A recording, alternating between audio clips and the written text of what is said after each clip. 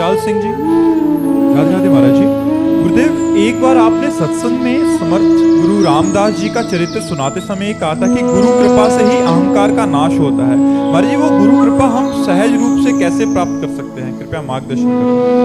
कि आज्ञा का पालन करने से, आज्ञा शब्द सुसाहिब सेवा, अपने गुरुदेव की आज्ञा का पालन करना ही सबसे बड़ी सेवा है। अब जो ही कहें करे हम सोई, आयस लिए चले निज दासी, मन क्रम वचन शुद्ध सकल मत, हम श्रीहित हरिवंश सुपासी। एक बार हरिव्यास देवाचार्य जी महाराज श्री भट्ट देवाचार्य जी के पास गए और कहा, हम आपसे दीक्षा लेना चाहते हैं।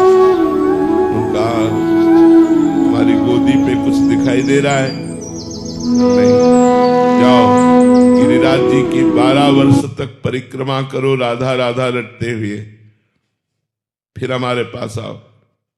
आज्ञा का पालन, 12 वर्ष तक राधा राधा रटते हुए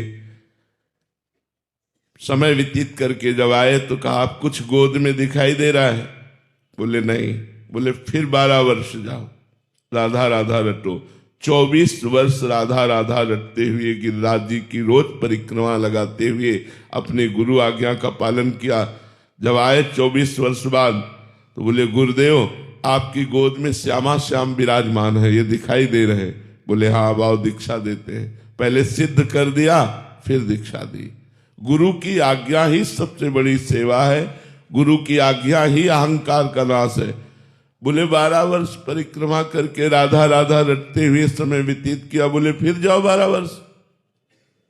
ये तो आप हर बार कहते रहोगे, दीक्षा दीजिए फिर आप आज्ञा कीजिए, ऐसा नहीं प्रश्न किया। जो आज्ञा हुई उस पर तत्पर हो गए तो अहंकार का भी नाश हो गया, भगवत साक्षात्कार हो गया।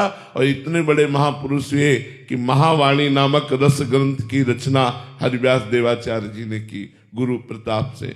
तो जो गुरु की आज्ञा का पालन करता है वही गुरु सेवक है। जो गुरु सेवक है वो अहंकार रहित तो हो ही जाता है, क्योंकि गुरुदेव की कृपा इस सबसे बड़े दुश्मन अहंकार पर रहती है। अहंकार नष्ट हो गया तो संस्कृति चक्र नष्ट हो गया। ये जो पुनरपि जननम पुनरपि मरणम पुनरपि जननी जठरे शयनम चक्र है, ये इसका मूल जो है वो अहंकार है। संस्कृति मूल शूल प्रद नाना, सकल शोक दायक अभिमाना।